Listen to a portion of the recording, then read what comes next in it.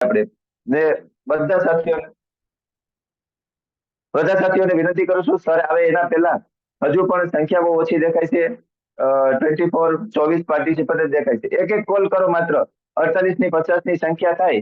અને જો આવી નાની સંખ્યામાં સમજો કે આપણે કોઈ મોટા લીડર હોય, મોટા સેવક, આ સહયોગી સાથી આમાં કામ કરે છે, અને જેને જે સંઘર્ષમાંથી આગળ વધ્યા છે અને અત્યારે જે ઊંચા લેવલ ઉપર છે, એ લેવલ આપણે આપવા માટે એ પણ ખુદ મહેનત કરે છે. એ કઈ મોટા કઈ સાહેબ નથી બની ગયા, બોસ નથી બની ગયા, પણ જેને જે લેવલ મળ્યું છે એ લેવલ પર આપણે લઈ જવા માંગે છે, અને ભવિષ્ય એને દેખાડું છે, એવું ભવિષ્ય આપણું નિર્માણ કરવા માંગે છે.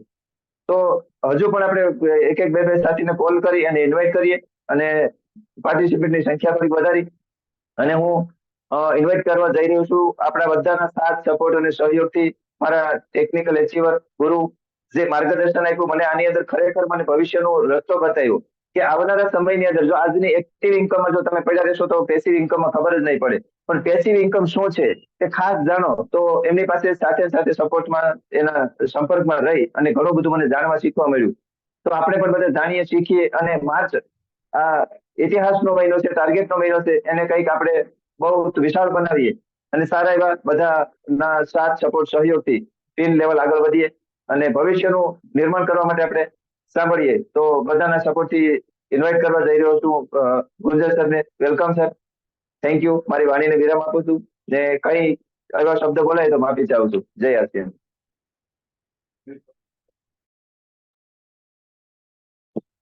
Okay, thank you.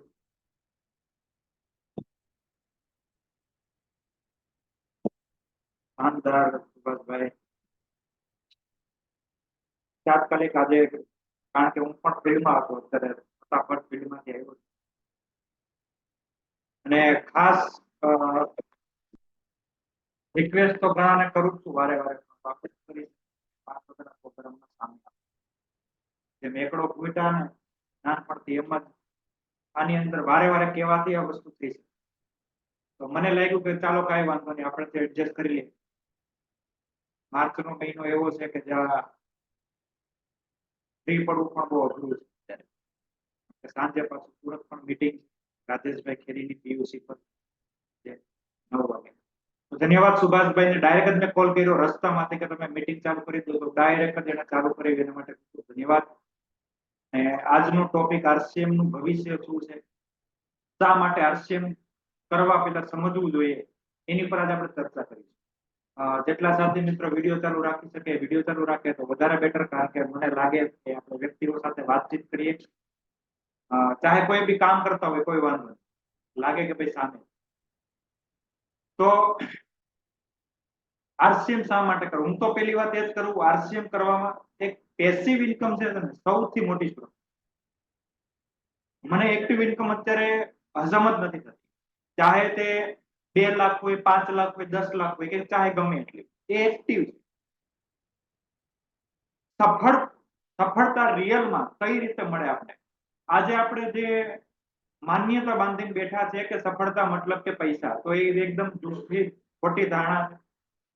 સફળતાના પણ અમુક ટોપિક છે જો આપણે આરસીએમ ની અંદર આપણે મળે છે. આરસીએમ જ શા માટે આજે સાબિત કરી?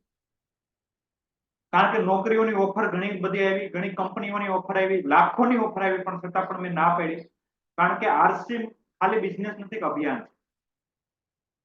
અને આરસીએમ કરવાથી આપણે આપણા સમાજને, આપણા દેશને પણ ખૂબ મોટું યોગદાન આપી શકીએ. જે કામ સરકાર નથી કરી શકતી એ કામ આપણે કરી શકીએ. એના કરતા 2 કદમ આપણે આગળ. જે કામ ડોક્ટર નથી કરી શકતા એ કામ આપણે કરી શકશું, એના કરતા પણ આપણે 2 કદમ આગળ છે. શા માટે? ડોક્ટર બીમાર પડ્યા પછી ઈલાજ કરશે, આપણે લોકોને બીમાર જ નથી પડવા દેવા, એ પહેલાનો આપણે ઈલાજ કરીએ. ત્રીજું, વકીલ જે કામ નહીં કરી શકે એ કામ આપણે આરસીએમ દ્વારા કરી શકશું, કારણ કે આરસીએમ ની અંદર આવ્યા પછી જે એકતા વધે છે, જે સહયોગની ભાવના વધે છે, જે પરિવારની અંદર વિચારોનું પરિવર્તન આવે છે, એના કારણે પણ ઝઘડાઓ બંધ થાય છે, એના કારણે પણ નાની મોટી તકલીફો દૂર થાય. એના કરતા પણ આપણે 2 કદમ આગળ. યાની કે આજ સુધીમાં આપણે એક કહેવત સાંભળી છે, પાણી આવે પેલા પાડ બાંધવી. તો આરસીએમ સેમ એ જ કરવા માટે જાય છે કે આવનારું ભવિષ્ય, નોકરી ધંધો ખતરામાં છે, બીમારી હદથી વધારે વધે છે, આજે એકબીજાની કોમ્પિટિશન વધતી જાય છે, સપોર્ટમાં કોઈ નથી. આવા ઘણા બધા મુદ્દાઓ ઉપર આરસીએમ કામ કરે. સ્વાસ્થ્ય રક્ષા, સ્વાવલંબન, મહિલા સશક્તિકરણ, આર્થિક આઝાદીનું અભિયાન, નવા ભારતનું નિર્માણ. હવે તમે જોઈ શકો કોઈ સંસ્થા હોય, શાળા હોય, ગમે તે જગ્યાએ તમે જઈ શકો. અમુક કોઈ વસ્તુઓ છે ખાલી ફક્ત શિક્ષણ પ્રોવાઈડ કરી શકે, ક્યારે આત્મનિર્ભરતા પ્રોવાઈડ નથી કરી શકતી. કોઈ વસ્તુ એવી હોય છે કે જ્યાં ફક્ત પૈસા પ્રોવાઈડ કરી શકે, ત્યાં કોઈ સુરક્ષા કે સ્વાસ્થ્ય પ્રોવાઈડ નથી કરી શકતી. આરસીએમમાં અમુક એવા 5 મુદ્દા છે, 5-6 મુદ્દા એની પર વાત કરીશ. આપણે પેલા વિચારવાનું છે કે આરસીએમ કરવું શા માટે, કઈ રીતે કરવું એ મહત્વનું નથી. એ તો આપણે શીખી જશું, એ તો આપણે આવડી જશે. વાય, શા માટે, એ ક્લિયર થવું ખૂબ જ જરૂરી છે. જેમ કે કદાચ કોઈ વ્યક્તિએ ભાગ મિલ્ખા ભાગ પિક્ચર જોયું હોય તો એને ખબર હશે કે જે મિલ્ખા સિંહને એક ઇન્ડિયાનું જેકેટ દેખાતું હતું કે ભાઈ મારે ઇન્ડિયાનું જેકેટ જોઈએ. હવે એના માટે કંઈ પણ કરવા માટે તૈયાર હતા. એને એ નહોતું દેખાતું હું દોડીશ કઈ રીતે, હું જીતીશ કઈ રીતે, નહીં. એને ઇન્ડિયાનું જેકેટ દેખાતું હતું કે ઇન્ડિયાનું જેકેટ મારે હાસિલ કરવું છે, ત્યારે મારે એના માટે જે કરવું પડે. તો એને જ્યારે ટ્રેનિંગ લેવાનું ચાલુ કર્યું, જ્યારે દોડ કરવાની ચાલુ કર્યું, ત્યારે શરૂઆતની અંદર એને એકવાર દોડતા દોડતા એ પડી જાય છે અને પડ્યા પછી મોઢામાંથી લોહી નીકળી જાય છે, મતલબ કે હવે એની હાલત જ નથી કે દોડી શકે. ત્યારે એના કોચે જે શબ્દ કીધા હતા, વિચારો કે એ સમયે કોચે કેવા શબ્દ કહેવા. પણ એને કોચે એક એવા શબ્દ કીધા કે તું ઇન્ડિયન જેકેટનું જે સપનું જોવે છે ને, સપનું તું ભૂલી જા, કારણ કે ઇન્ડિયન જેકેટને તું લાયક નથી. એ સમયે એને એવા શબ્દ કીધા હતા. જ્યારે એ વ્યક્તિ દોડતા દોડતા પડી જાય, મોઢામાંથી લોહી નીકળી જાય, એ સમયે જો કોચ એની ઉપર દયા ખાઈ જાત કે વાંધો નહીં હવે પછી કરીશું, તો એ વ્યક્તિ ક્યારેક મિલ્ખા સિંહ ન બન્યો હોત, જેની આજે સ્કૂલોની અંદર આજે આખો પાઠ આવે છે, પાઠ ના આવ્યું. ને કોચે એમ કીધું તું ઇન્ડિયન જેકેટને લાયક નથી, તારી ઓકાત નથી આને પામવાની. ત્યારે એની અંદર પાછી આગ લાગી, પાછો વ્યક્તિ ઉભો થયો, પાછું દોડવાનું ચાલુ કર્યું. મતલબ મારો કહેવાનો એ છે કે એને જે ગોલ હતો ને, એ ગોલ પામવા માટેના કોચે ને જે તકલીફ આપવી પડી તે આવી. આપણે ઘણીવાર શું કહીએ છીએ, વાંધો નહીં આ વખતે ન થાય તો નેક્સ્ટ ટાઈમ, આ વખતે ન થાય તો નેક્સ્ટ ટાઈમ. સર આમાં ક્યારેય મજબૂત અને ટાઈગર જેવા લીડરો પેદા નહીં થાય, એમાં પાંગડા લીડરો પેદા. હું તો કહેવાય એને લીડરો જ ન કહેવાય. એને આપણે સફળ કરવા માટે એને કોઈ ઘા મારવા જરૂરી છે. અને એકવાર એને જેકેટ પહેરી પણ લીધું કોઈ અન્ય વ્યક્તિનું, ત્યારે એને એટલો પેલો કરવામાં આવ્યો હતો, એની ઇજ્જત કાઢવામાં આવી હતી કે ભાઈ આ તારા શરીર પર, તારા બોડી પર સારું ન લાગે, આ અમને જ ફિટ થાય. એના માટે એને એક લાગ લાગી કે નહીં આ હું પામીને જ રહીશ. એમ આપણા માટે આરસીએમમાં જે 5-6 મુદ્દા છે, હવે સફળ થવા માટે શું કરવું એ મહત્વ નથી, શા માટે કરવું એ મહત્વનું છે, શા માટે સમજાવવું. પહેલો સવાલ ખુદને પૂછવાનો છે કે હું જે કામ કરું છું એ કામની અંદર ભવિષ્ય સુરક્ષિત છે? આ પહેલો સવાલ.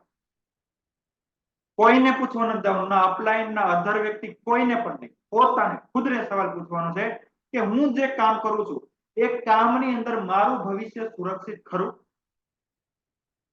અને જો નાનો જવાબ આવે તો રોકેટ ગતિ આરસીએમ કરવું પડશે, રાજધાનીના ગતિ આરસીએમ કરવું પડશે.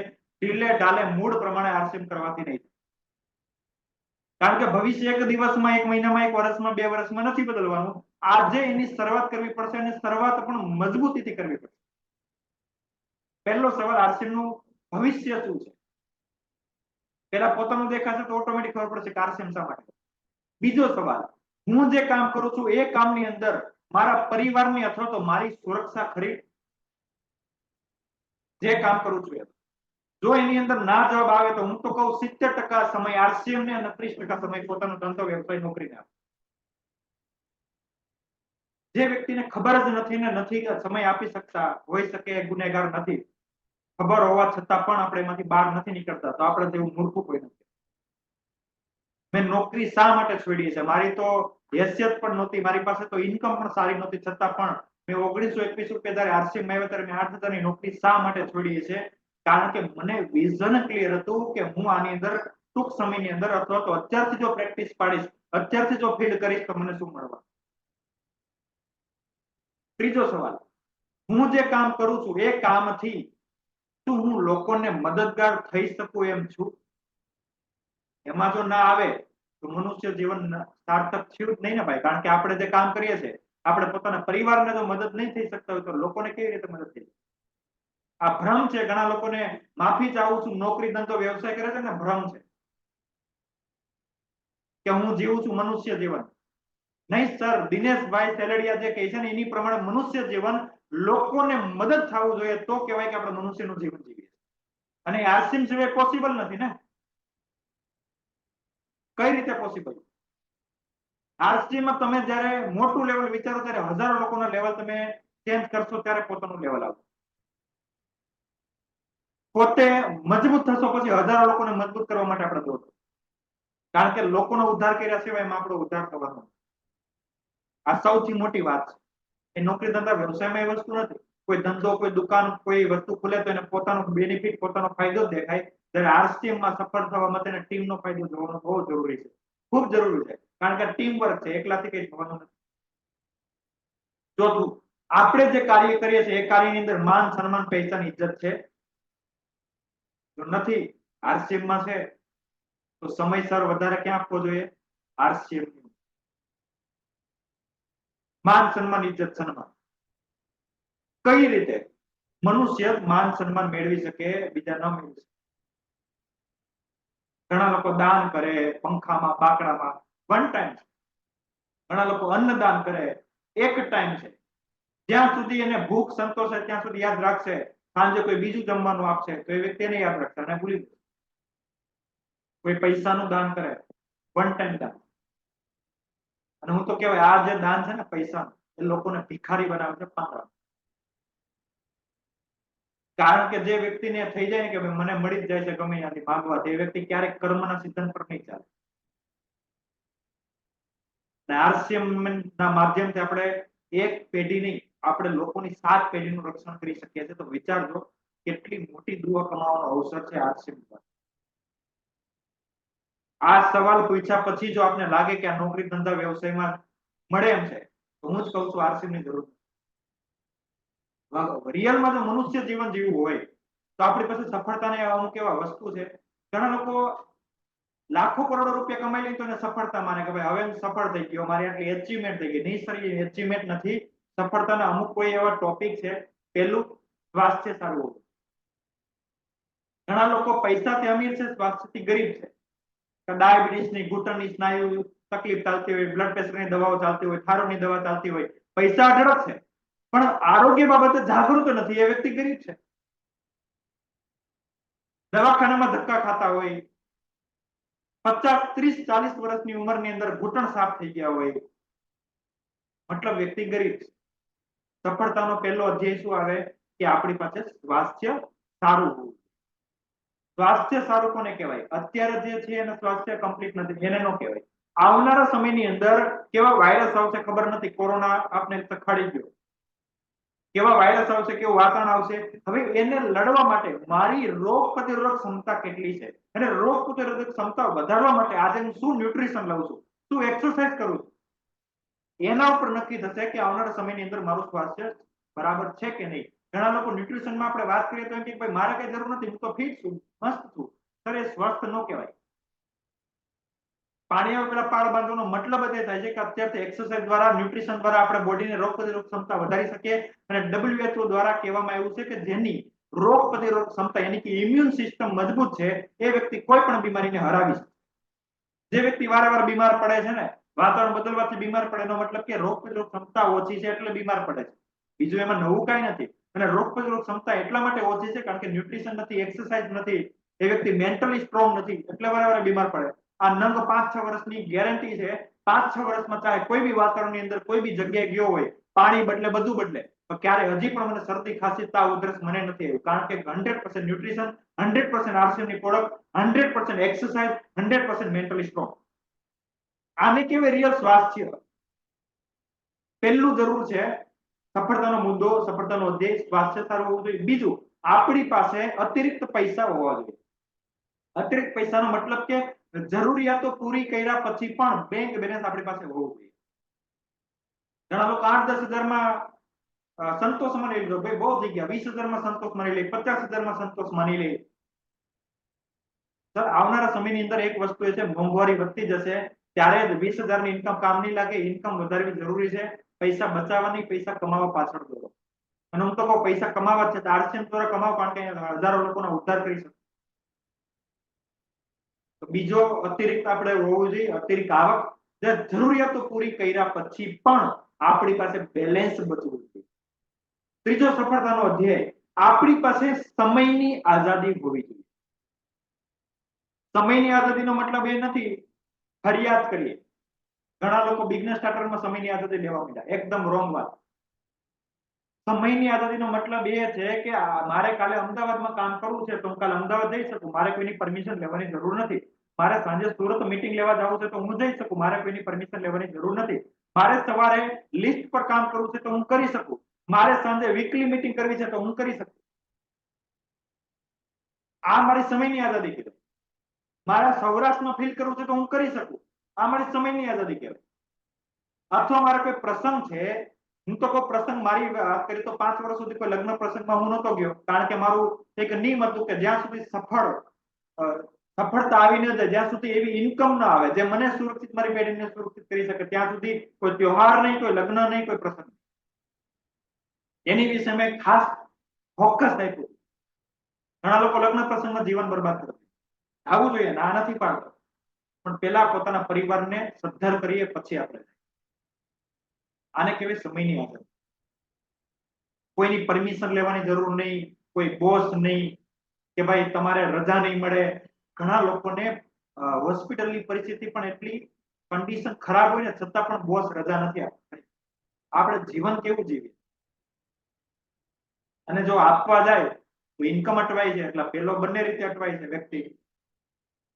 અને ઘણા વ્યક્તિની આર્થિક એક સફળતાની સૌથી મોટો મુદ્દાની વાત કરો તો આપણે અત્યારે પરિવાર સાથે રહીએ છીએ. પેલો મા બાપ ગામડે છે, આપણે અહીંયા બેઠા, પરિવાર સાથે તો આપણે રહેતા નથી. પૈસા કમાવા માટે આપણે અહીંયા સુધી આવ્યા, માતા પિતા સાથે રહેશું ક્યારે? અને આરસીએમ આપણે સાથે રાખે. સૌથી મોટી વાત એ નોકરી આપણે અલગ કરે છે, જ્યારે આરસીએમ આપણે સાથે રાખે. ઓર એક મોટો મુદ્દો જો ધ્યાનમાં આવે તો વધારે બેટર છે. આરસીએમ કર્યા પછી હું તો કહું, જે વ્યક્તિ જોઈનિંગ કરે છે, ફોર્મ ચડાવે છે, એનું હંમેશા જોઈનિંગમાં વારસદારમાં જો કોઈ વ્યક્તિ કરતો હોય તો એનું પત્નીનું નામ વારસદારમાં ચડાવો, છોકરાનું ન ચડાવો. કાલે આગળ જતા એની ઉંમર થઈ જશે, એનું કામ બંધ થઈ જશે, તો એના પપ્પાના ખાતામાં આવક આવતી હશે તો છોકરા સાથે રહેશે. એના લગ્ન પછી કદાચ ના પણ પાડે તો સાથે જ રહેવું પડશે, આવક એના માટે. આ સાથે રહેવાનો સૌથી મોટો મુદ્દો છે. જ્યારે નોકરીની અંદર કઈને છટકી શકે કે ભાઈ મારે નોકરી બહાર છે, હું તમારી સાથે નહીં રહી શકું. આજે ઘણા મા બાપની એવી હાલત છે, 70-80 વર્ષમાં પણ કામ ધંધો કરવો પડે. શું કામ? છોકરા પણ સાથે નથી અને પૈસા આપતા નથી. પૈસા માટે આ ઉંમરમાં પણ એટલું કામ. આરસીએમ કરવાનું જ છે, 70-80 વર્ષ થાય, પણ આની અંદર હાર્ડવર્ક નથી. લોકોને આંગળી ચીંધવાનું પુણ્ય છે, રસ્તો બતાવો, બીજું કઈ નથી. આપણે બાળુ દાદા કરે છે આ ઉંમરમાં પણ, 70 વર્ષ ઉંમર છે છતાં પણ કરે છે. એને જરૂર રિયલમાં નથી. એની જે ઇન્ડસ્ટ્રીમાં જે આવક છે એ અલગ છે. સારી રીતે વાર્ષિક આવક 2 કરોડ થી વધારે વિચારી શકો. છતાં આરસીએમ કરે, મતલબ કે કામ એને નથી જોયું અને પોતાના પરિવાર સાથે રહે. સૌથી મોટી વાત, આ સફળતામાં સૌથી મોટો મુદ્દો છે પરિવાર સાથે રહ્યો. બીજું, આપણે જે કામ કરીએ છીએ શું આપણે સન્માન મળે છે? મનુષ્ય જીવનને જે મળવું જોઈએ એ સન્માન આપણે મળે છે? નોકરીમાં તો નથી જ મળતું. મળે તો 1 ટાઈમ 2 ટાઈમ મળતું હોય. આરસીએમમાં તમે પલે પલે મેળવી શકો. લોકોનું સારું કરો, લોકોને માર્ગદર્શન આપો, લોકોને સારા રસ્તે ચડાવો, એટલે પલે પલે આપણે માર્ગદર્શન મળે. આ વસ્તુ જરૂરી છે. બીજું, શું આપણે જે કામ કરીએ છીએ એની અંદર સુરક્ષા ખરી, વારસાઈ આવક ખરી? કે કોઈ દિવસ કોઈ કામ પર ન જઈ શકા, કોઈ આર્થિક સ્થિતિ ખરાબ આવી ગઈ તો આવક ચાલુ રહે એ પ્રમાણનું ખરું? નહીં. તો 70% ટાઈમ આરસીએમ ને આવે, નુકસાન કાંઈ નહીં. પણ અહીંયા પહેલી વાત આવશે વિશ્વાસ. ઘણા લોકો ફૂલ ટાઈમ કરે પણ વિશ્વાસ ખબર નહીં પોતાની પર છે કે નથી. ફૂલ ટાઈમ કર્યા પછી રિઝલ્ટ કાંઈ નથી. હું તો એમ કહું, ફૂલ ટાઈમ કરતા હોય ને અને કોઈ ટર્નઓવર પણ નહીં, ફૂલ ટાઈમર વ્યક્તિને આ બેમાંથી એક વસ્તુ થવી જોઈએ. પહેલી વસ્તુ, કાં તો 25,000 પીવી થવા, કાં તો એનું નેટવર્ક વધવું જોઈએ.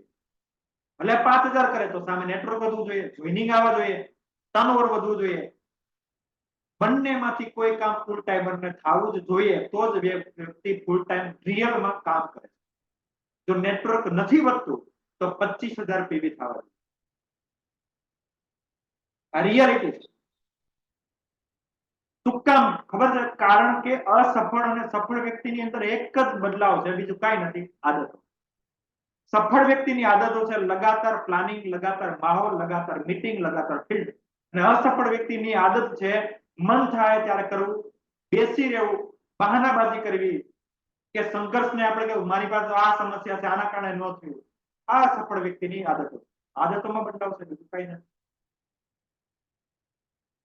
બાકી છે આરસીબી લગાતાર પ્લાન બતાવો. આપણે લોકોને કઈ લાવવા કન્વિન્સ કરવા માટે નથી જતા, લોકોને ખાલી રસ્તો બતાવવા માટે જઈએ કે ભાઈ બજારમાંથી ખરીદી કરવાથી પૈસા તમારા જાય છે, દવાખાના પાછળ ખર્ચો થાય છે, તો આરસીબી કેવી વસ્તુ છે, આરસીબી કેવી સિસ્ટમ છે, તમારા જાતા પૈસા બચીને તમારા ખાતામાં આવશે, બીમારીથી બચી શકશો, સુરક્ષા મળશે, સન્માન મળશે, દેશમાં યોગદાન દેવાનો મોકો મળશે. હવે તમે વિચારો તમારે શું કરવું. બસ આ સવાલ મૂકીને આવતા રહો, એ ડિસિઝન લેશે કરવું કે ન કરવું. કારણ કે સફળતા માટે ડિસિઝન પણ ખુદનું ખૂબ જરૂરી છે. બીજા કીધા કરશે તો કઈ નહીં થાય. મારે સફળતા હોય તો ડિસિઝન મારું. પરિવારમાં લોકો એગ્રી નહોતા, પરિવારમાં તો વિરોધ કરતા હતા, પણ ડિસિઝન મારો હતો એટલે સફળ થઈ ગયો.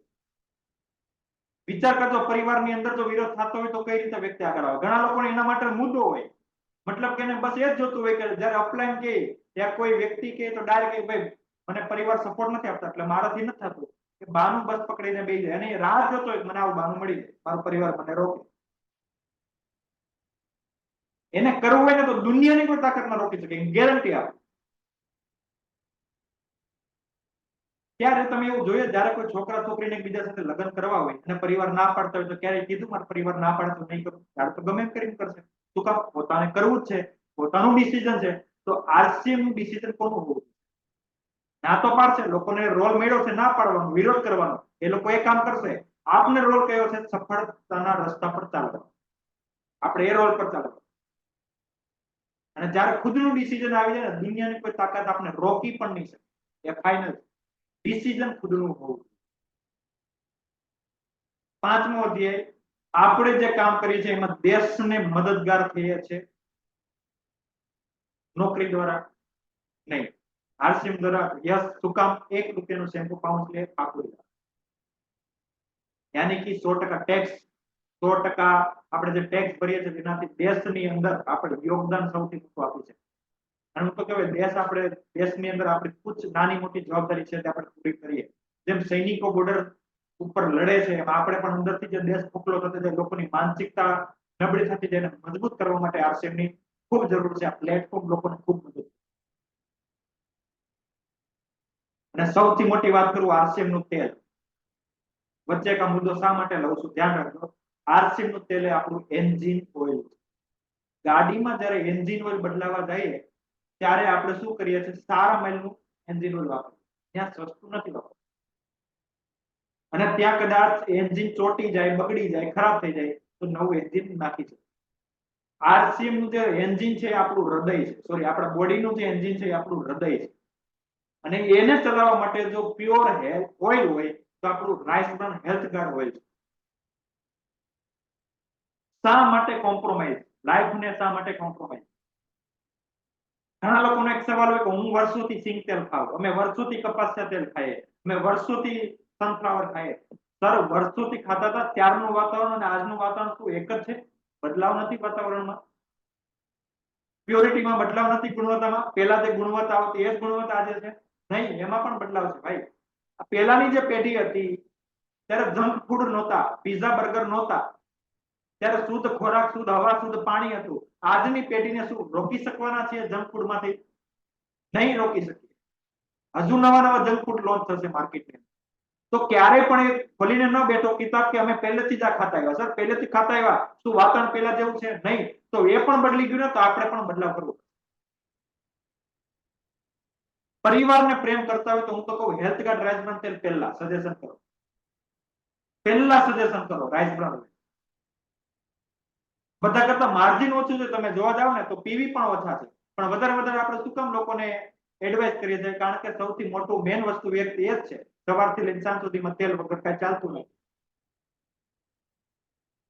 ઓર એક રસ્તો બતાવો. જો લાગતું હોય ને કે હું જે ખાઉં છું એ બરાબર ખાઉં છું, તો તમે જે તેલ ખાવ છો એમાં શું તમારી એસિડિટી થાય છે, ગેસ નો પ્રોબ્લેમ છે, કબજિયાતનો પ્રોબ્લેમ છે, સ્નાયુની તકલીફ છે, કોલેસ્ટ્રોલની તકલીફ છે, બ્લડ પ્રેશરની તકલીફ છે, ડાયાબિટીસની તકલીફ છે, યસ, તો તમે જે તેલ ખાવ છો કઈ રીતે માનો કે હું જે ખાઉં છું એ બરાબર? ચેક કરો ને. આ બધી પ્રોબ્લેમ હોય તો આપણે જે તેલ ખાય છે એ બદલવાની જરૂર છે. કાલે નહીં, આજે નહીં, અત્યારથી જ બદલવાની જરૂર. તો આપણે રાહ જોઈને બેઠા છે કે બીજાના 22 વર્ષના છોકરાને એટેક આવ્યો તો મારે જયારે ઘરની અંદર આવે પછી બદલું. અમારે એક છે સગા સંબંધીની અંદર, એને મેં બહુ સમજાવ્યા કે કોઈ વાતે ન સમજ્યા. એના ઘરની અંદર એટેક આવ્યો ને પછી એના તેલ નહીં આરસીએમ ચાલુ પીયુસી ખોલી દીધું. પોતાના ઘરની અંદર બનાવ બન્યો પછી. આપણે જે ખાઈએ છીએ એનાથી હેલ્થ સારી રહે તો માની શકે કે હું જે ખાઉં છું એ બરાબર ખાઉં. અને આરસીએમ નું તેલ રામબાણ ઇલાજ છે ગેસ, એસિડિટી, કબજિયાત, સ્નાયુની તકલીફમાં, સ્કિનની તકલીફમાં, બધામાં રામબાણ ઇલાજ. બદલવું જરૂરી છે. અભિમાન હોય તો અભિમાન છોડવું પડશે, જૂની આદત હોય તો જૂની આદત છોડવી પડશે, જૂની માન્યતા હોય તો જૂની માન્યતા છોડવી પડશે, જૂની ધારણા હોય તો જૂની ધારણા છોડવી. સમય બદલાવ થતો જાય છે. આપણે બધા પાસે 4G 5G ફોન છે, કોઈ 2G ફોન, કોઈ નોકિયાના ડબલા વાપરતા નથી. એમાં બદલાવ કર્યો છે તો ખોરાકમાં પણ બદલાવ કરવો પડશે. આવનારો સમયની અંદર અનએમ્પ્લોયમેન્ટ યાની કે બેરોજગારી વધશે. છોકરાઓ પાસે ડિગ્રી હશે, કામ ધંધો હશે નહીં, કામ ધંધો હશે નહીં તો મગજ બગડી જશે, મગજ બગડી જશે તો પરિવાર તબાહ થઈ જશે. આરસીએમ એના માટે કરવું છે સાહેબ. ભવિષ્ય સુરક્ષિત છે. માહોલ એટલો જબરદસ્ત છે કે આ આર્મીની વ્યક્તિને જે સોચ એવી આપવામાં આવે છે, વ્યક્તિ મહાન બની શકે, હજારો લોકોને ઉદ્ધાર કરી શકે. તો શા માટે શની રાહ જોઈ? ભવિષ્ય આરસીએમમાં છે એ પાક્કું છે, પણ આરસીએમ ની અંદર સમય જોઈએ, પૈસા નથી જોઈતા. ઇન્વેસ્ટ કરવા માટે સમય હોય ને, કારણ કે સમય જ પૈસા છે. અત્યાર સુધી આપણે વાંચ્યું છે, સાંભળ્યું છે, time is money, health is wealth. તો દુનિયાનો સૌથી મોટો જે ઇન્વેસ્ટમેન્ટ હોય સૌથી પહેલા તો હેલ્થ ઇન્વેસ્ટમેન્ટ. એના કરતા મોટું કોઈ ઇન્વેસ્ટમેન્ટ. આ પહેલું ઇન્વેસ્ટમેન્ટ કરી લીધું, પછી બીજું ઇન્વેસ્ટમેન્ટ આવે ટાઈમ ઇન્વેસ્ટમેન્ટ. ટાઈમનો બગાડ કરનાર વ્યક્તિ ગરીબ છે, ટાઈમનો સદુપયોગ કરનાર વ્યક્તિ અમીર છે. નસીબનો કોઈ ખેલ આમાં નથી. આમાં આપણે કઈ રીતે સમયનો ઉપયોગ, કઈ રીતે વિચારોનો ઉપયોગ, કઈ રીતે મગજનો ઉપયોગ કરીએ છીએ એ પ્રમાણે આપણી જિંદગી બનશે અને એ પ્રમાણે આપણી જિંદગી સુધરશે. નવું કાંઈ નથી. એ તો કમજોર લોકોની વાતો છે કે નસીબમાં હશે તો થશે. બચવાના ધંધા છે, બીજું કાંઈ નથી સાહેબ. બચવાના ધંધા છે કે નસીબમાં ન હોય તો શું કરીએ? અરે ભાઈ, હાથ પગ ડબલ મારો ને, મહેનત ડબલ કરો ને, સમયનો સહી ઉપયોગ કરો ને, શીખવા પર વધારે ધ્યાન આપો. નસીબ નો બદલે તો કેજો. આપને તો કોઈ બાનું જોઈએ, કોઈ કમજોરી જોઈએ, એ પકડીને બેઠા છીએ. કુદરતને દોષ આપવામાંથી ઊંચા નથી આવતા. અને આરસીએમ પછી હું તો કહું, રોજ ધન્યવાદ આપું, રોજ જે પ્રકૃતિને, કુદરતને ધન્યવાદ આપું કે મને આ સિસ્ટમ મળી, મને આવી ટીમ મળી, મને આવો માહોલ મળ્યો, મને આ સિસ્ટમ સમજાઈ. રોજ ધન્યવાદ, ડેઈલી. પેલા તો માણસ બનાવ્યો, બીજા તો ઇન્ડિયાની અંદર જન્મ આપ્યો, ત્રીજા તો ગુજરાતની અંદર જન્મ આપ્યો, ચોથું આરસીએમ મળ્યું, ક્રાંતિવીર ટીમ મળી.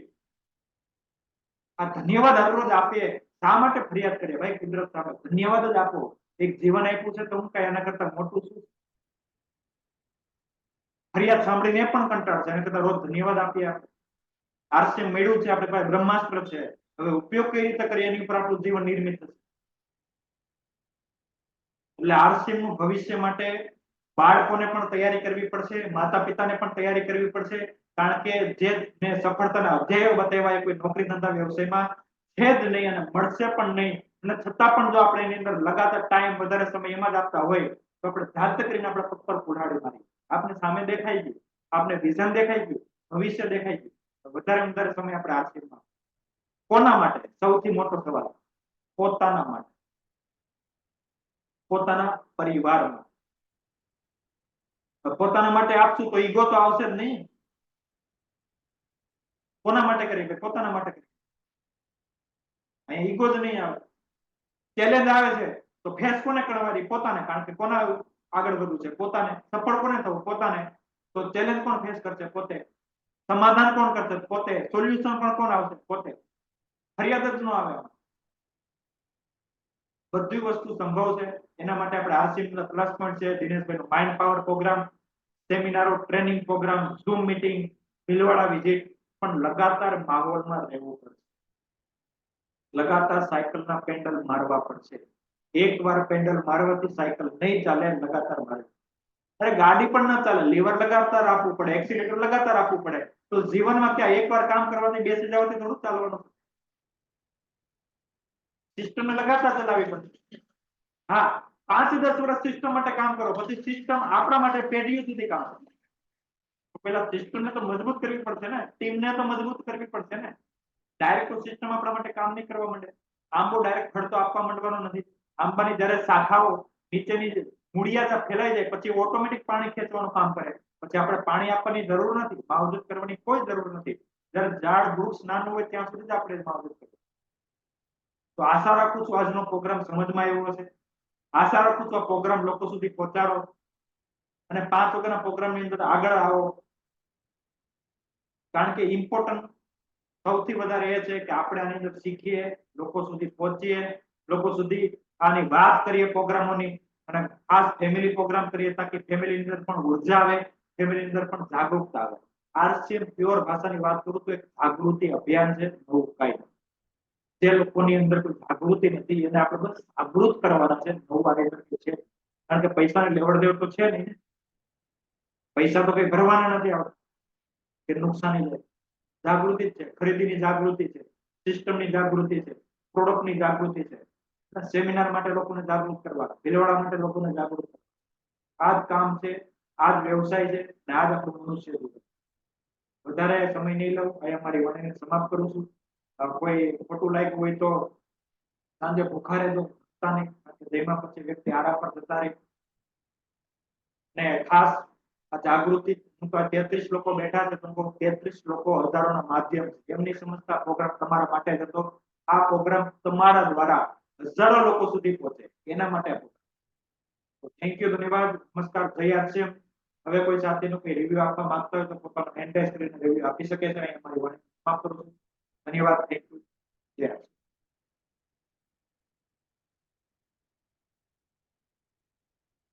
કોઈ સાથી કોઈ રિવ્યુ આપવા માંગતા હોય, જેને પ્રોગ્રામ સાંભળ્યો હોય એને સમજાવો. જી અભયસિંહ.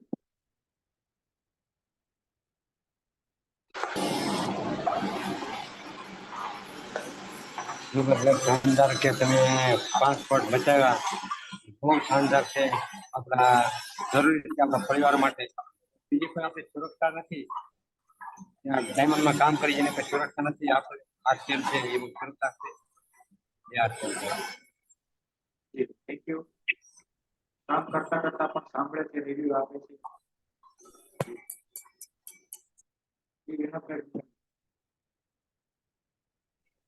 જય આરસીએમ. આજનો પ્રોગ્રામ ઘણો શાનદાર રહ્યો કે ભાઈ ન્યુટ્રિશન ખાવું જોઈએ તો જ આપણે લાંબો સમય ખેંચ્યું. લાંબા રેસના જો ઘોડા બનવું હોય તો ન્યુટ્રિશન ખાવું જ પડે, તો જ આપણે રહેશું. અને જે તેલની વાત કરીએ એટલે લોકો અત્યારે જે વાત કરી તે પ્રમાણે રાહ જોઈને બેસી રહ્યા છે કે આપણે ઘરે કઈ થોડું આવે તો આપણે ચાલુ કરીએ એમ.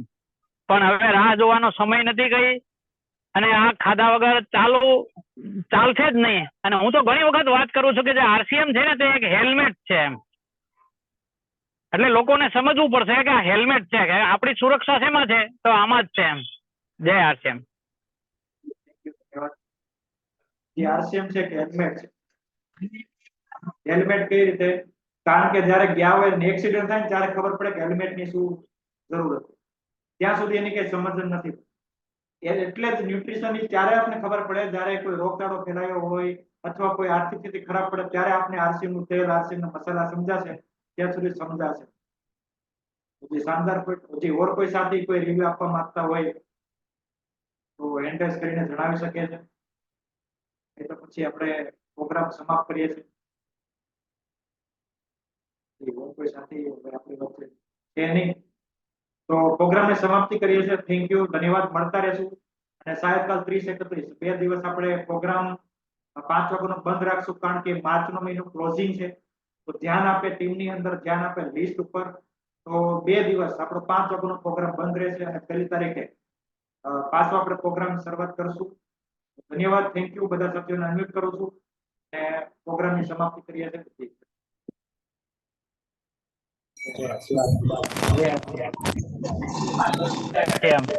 જય આરસીએમ.